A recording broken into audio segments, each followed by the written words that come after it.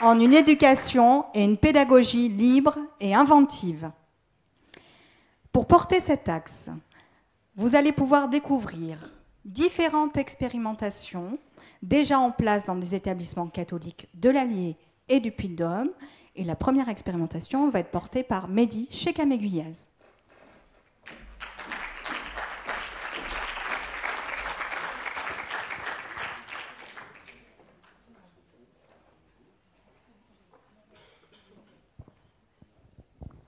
Ça marche mieux.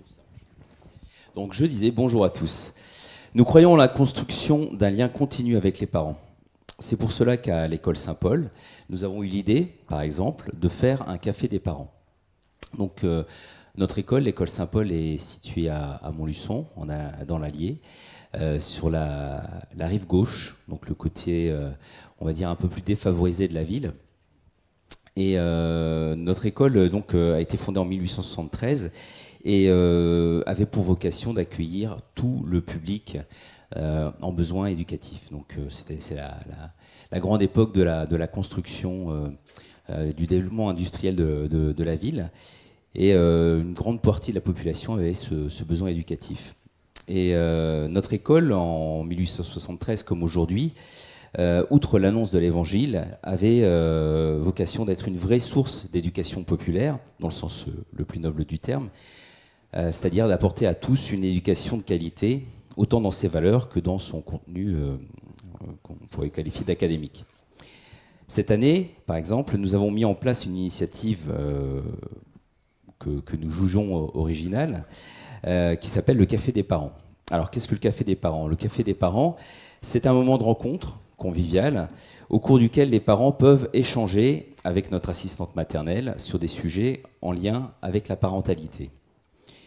Le Café des parents se veut une réunion informelle qui suit les besoins des parents pour leur permettre d'exprimer leurs attentes et leurs préoccupations. Notre premier Café des parents a été l'occasion de prendre contact avec les parents pour mieux comprendre leurs attentes et leurs besoins. Notre assistante maternelle étant diplômée en sophrologie et formatrice dans la petite enfance, nous avons profité de ses compétences pour qu'elle puisse aborder avec eux et puis leur apporter des éclairages pertinents sur ces sujets. Ce Café des parents a émergé de besoins constatés par l'équipe enseignante, constatés aussi par les parents et constatés avec les membres de l'appel. La parentalité n'étant pas quelque chose qui coule de source, mais quelque chose aussi qui peut s'apprendre. Donc on a eu plusieurs thèmes variés. Par exemple, le dernier en date, c'était sur l'art du non. Et je peux vous assurer que l'art du non, c'est quelque chose. Donc les retours des parents ayant été réellement intéressants, et ils ont montré que non seulement il y a un besoin qui n'est pas toujours exprimé, auquel l'école catholique peut répondre, mais aussi qu'il y a un plaisir à échanger, à créer du lien, à faire communauté. Nous sommes convaincus que l'enseignement catholique doit être à la fois libre et inventif, ce qui veut dire qu'il doit être en phase avec les préoccupations actuelles des parents et des enfants. Observer le terrain, en tirer les conséquences, collaborer, plutôt que de proposer de manière verticale des actions qui ne correspondent pas toujours à nos particularités locales. Cela fait partie de nos forces, et c'est ce que notre travail, avec l'appel notamment, confirme chaque jour. C'est aussi pour cette raison que nous avons mis en place le Café des parents, pour construire et établir un lien durable entre notre école et les parents. Ce n'est bien entendu qu'un exemple, mais j'espère qu'il donnera l'envie à tous mes collègues de tenter, d'oser ces initiatives qui font aussi notre particularité. Merci.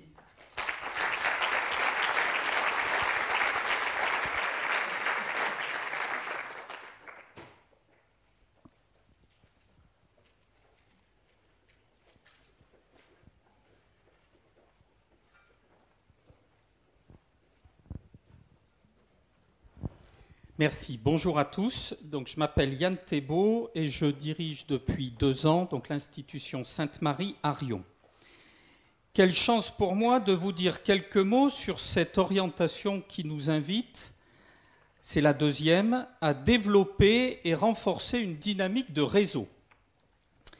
Pour commencer, j'ai pensé qu'il nous fallait certainement nous mettre d'accord sur la signification de ce mot, réseau.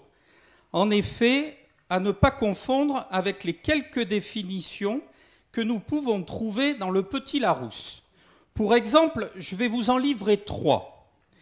Ensemble de circuits, de canalisations et d'appareils qui les relient, permettant une bonne circulation. La deuxième, ensemble formé de lignes ou d'éléments qui communiquent ou s'entrecroisent. Et la troisième, la meilleure, organisation clandestine dont les membres travaillent en liaison les uns avec les autres. Et là, je me suis dit, la tâche va être simple de parler à tous mes collègues de ce mot réseau. Alors, qu'attendent de nous nos instances? Évidemment, rien de tout ceci. Selon nos établissements et nos territoires respectifs, les mots réseau, bassin, peuvent résonner évidemment d'une manière différente. En ce qui concerne ma toute récente expérience sur le bassin riaumois, je peux vous témoigner que nous avons décidé, avec un certain nombre de mes collègues, d'engager une réflexion car nous sommes persuadés que nous avons tout à gagner à mieux nous connaître. Cette volonté nous invite donc à mettre nos talents au service des autres. Nous pensons que le réseau qui est le nôtre doit constituer les réponses d'un ensemble de professionnels que nous sommes au service de l'enseignement catholique, prenant en compte les besoins spécifiques des jeunes qui nous sont confiés dans un esprit d'entraide. Nous pensons également que notre travail en réseau permettra à chacun d'exercer la part de responsabilité qui lui incombe et de décupler son efficacité. Le bien commun que nous entendons servir a tout à y gagner. Nous pensons que rien ne saurait remplacer le contact personnel qui permet de mieux se connaître, de savoir qui est qui et qui fait quoi, de savoir sur qui l'on peut réellement compter et d'établir des relations de confiance. Le pape Jean-Paul II avait en son temps parlé de réseau.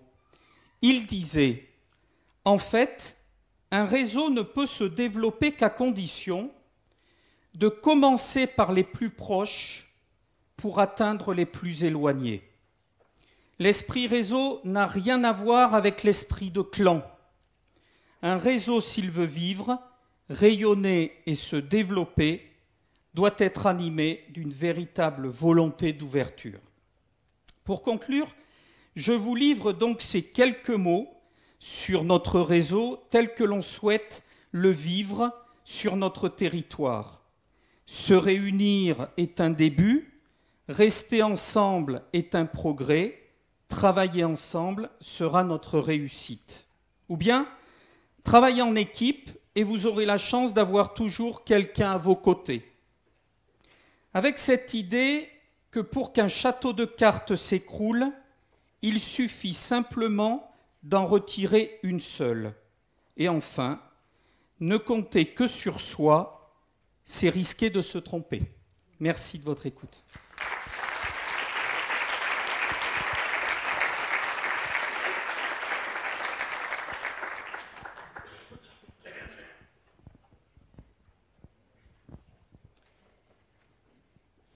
L'attention constante dans l'accompagnement de chaque élève, qui est donc le troisième axe, se décline de manière plurielle au Léap Massabielle. D'abord, c'est accueillir le jeune et sa famille lors d'un entretien, durant lequel un regard neuf est posé sur lui pour sortir de la stigmatisation de ses difficultés.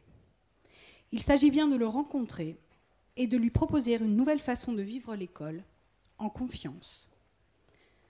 Puis, c'est apprendre à connaître chaque jeune et à partir à sa rencontre durant une semaine, dite d'accueil.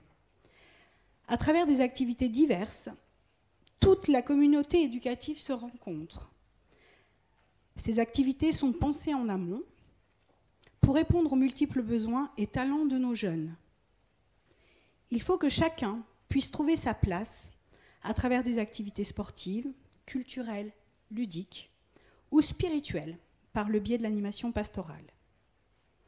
Ainsi, les parcours personnalisés peuvent-ils être définis pour l'année, pour chaque apprenant, à l'issue de cette semaine. Le tutorat prend alors forme. Chaque jeune peut solliciter un adulte de l'équipe pour l'accompagner durant toute l'année. Les objectifs de ce dispositif sont définis dans nos référentiels de formation de l'enseignement agricole et déclinés à la manière de notre projet éducatif. Les adultes s'engagent à accompagner et à rencontrer le jeune régulièrement à sa demande ou à celle de son interlocuteur, sur des moments informels propices à l'échange et à la communication. C'est le moment de partager sur son quotidien scolaire ou personnel, ses relations avec les autres, sa vie à l'internat. Il s'agit d'entrer dans une logique de co-construction, d'identifier d'éventuels problèmes, mais surtout de pointer toutes les réussites quotidiennes. Cette attention portée à l'autre est également relayée par le parrainage. En effet, les lycéens, s'ils le souhaitent, peuvent parrainer un collégien si celui-ci en fait la demande. Une relation de confiance entre pairs s'installe et trouve son action dans l'aide aux devoirs durant l'étude du soir ou l'intégration à l'internat.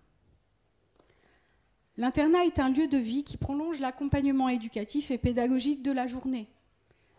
C'est une réelle valeur ajoutée dans l'éducation et l'apprentissage, dans le partage, l'accompagnement individualisé, l'intégration et la réussite. Cette dynamique et cette organisation sont possibles grâce à une équipe investie et convaincue de cette nécessaire attention constante. L'équipe se réunit en concertation chaque semaine. Les EDT accordent une place à une concertation hebdomadaire de 2 heures. Concertation durant laquelle la pédagogie de projet se met en place, l'individualisation des parcours et la personnalisation de l'accueil, en lien avec le personnel de vie scolaire, mais aussi tout le personnel de la communauté éducative. Il s'agit bien ici de dégager du temps pour se consacrer à la belle personne qu'est un élève. Les temps informels et conviviaux invitent aussi à ces échanges, à cette attention. L'équipe accorde du temps à la relation. C'est un pilier de notre projet éducatif. Alors c'est pourquoi à Massabielle, nous croyons qu'accompagner chaque jeune dans son quotidien, lui porter une attention constante, initier un climat scolaire serein et confiant, favorable à l'épanouissement, constitue un défi sans cesse renouvelé. Défi qui conduit nos jeunes à devenir librement des acteurs impliqués dans leur établissement, dans leur classe, dans leur vie quotidienne et plus largement dans leur avenir scolaire, professionnel et personnel. Merci.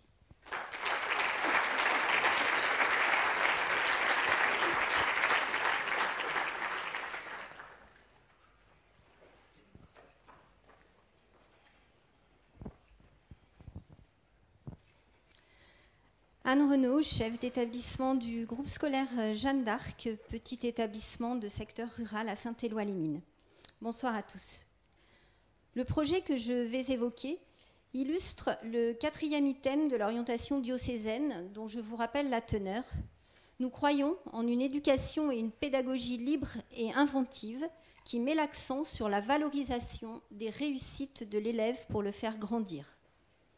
Une approche éducative qui reconnaît et encourage les succès des élèves a un impact profond sur leur estime de soi, leur motivation et leurs engagements dans l'apprentissage. Le projet autour du devoir de mémoire que nous avons mené auprès de nos élèves de 3e n'avait pas au départ vocation à durer toute l'année. Mais il s'est enrichi et développé au gré des envies d'aller encore plus loin, des productions et de la motivation des élèves. Il démontre leur engagement et leur capacité à prendre des initiatives. Dès la rentrée, en septembre 2022, 2 enseignantes introduisent la thématique du projet autour du devoir de mémoire. Dans le cadre du dispositif de lecture quotidienne, les élèves découvrent le livre de Ginette Kolinka, survivante du camp d'extermination d'Auschwitz-Birkenau et passeuse de mémoire de la Shoah. Cela suscite chez eux beaucoup de questionnements sur la période, le génocide et la question du devoir de mémoire. L'idée est alors née de rencontrer Madame Kolinka, que nous accueillons à Saint-Éloi-les-Mines, au collège Jeanne d'Arc. Nos élèves s'activent alors à organiser sa venue et préparent une exposition sur sa vie, avant et après les camps. Une véritable initiative de leur part initiative saluée par leurs enseignantes. L'accueil de Madame Kolinka constitue une occasion unique pour les élèves de rencontrer une personne ayant vécu une expérience historique marquante. La présence de Madame Kolinka leur permet de comprendre et de ressentir de manière plus concrète les conséquences de la Seconde Guerre mondiale et de la Shoah. Cela provoque chez eux une réflexion approfondie sur les droits de l'homme, la tolérance et l'importance de lutter contre les injustices. De cette rencontre naît une envie de se rendre sur les lieux où les hommes ont basculé dans l'ignominie. Les élèves souhaitent ainsi se rendre en Pologne pour visiter les camps. Ils veulent affronter les restes de ce passé douloureux, ils veulent s'approprier cette histoire si lointaine mais si présente, afin de se confronter à l'histoire de manière directe et d'en apprendre davantage sur les souffrances endurées par les victimes du génocide. Or, ce voyage a un coût, et mobiliser des financements devient un nouveau défi pour les élèves. Leur engagement s'oriente dans différentes directions. Recherche de subventions auprès d'associations, de collectivités territoriales, de programmes gouvernementaux, auprès de l'enseignement catholique, collecte de fonds par des ventes diverses, campagne de financement participatif, organisation d'une tombola et plus encore. À travers ces actions de financement, dans le but de concrétiser ce projet, les élèves manifestent leur engagement, leur détermination, leur sens des responsabilités. On voit naître chez eux une motivation nouvelle. Ils montrent aussi leur capacité à se mobiliser, à prendre des initiatives, à mettre en œuvre leurs compétences en matière de gestion de projet, de communication, de collecte de fonds. Ils apprennent à travailler en groupe, à s'écouter, à mettre en commun des idées. Nos élèves peuvent également être fiers de leur engagement citoyen, car ils contribuent à la préservation de la mémoire historique, à la lutte contre toute forme d'oubli et d'intolérance, et à la sensibilisation de la communauté éducative à ces questions cruciales. Le voyage a pu être concrétisé en février dernier. Les élèves ont eu ainsi l'occasion d'interagir avec des personnes, elles-mêmes mémoire vivante, des lieux qui appellent le respect et constituent une importance historique et émotionnelle profonde. Une expérience unique à un âge très jeune qui leur permet de développer leur empathie, leur ouverture d'esprit et leur capacité à comprendre l'histoire. Au retour, chaque élève, avec l'appui du professeur de français, a produit un carnet de voyage ou un exposé écrit. L'un d'entre eux a été retenu par la Fondation Maginot afin de participer à un prix national. Pour autant, la présentation globale du projet, à travers un dossier composé de témoignages et de photos du voyage, leur vaut d'obtenir le prix départemental de la mémoire et de concourir pour le prix national. Ce prix représente la reconnaissance publique de l'excellence des élèves dans la recherche et la présentation de leur travail sur le devoir de mémoire. Cela valorise leurs compétences en les incitant à prendre des initiatives. Bien plus qu'un projet, il faut retenir l'implication remarquable de cette classe dans tous les travaux liés aux différents temps forts de l'année. Engagement dans et hors les murs, synonyme de réussite et de valorisation de leur travail.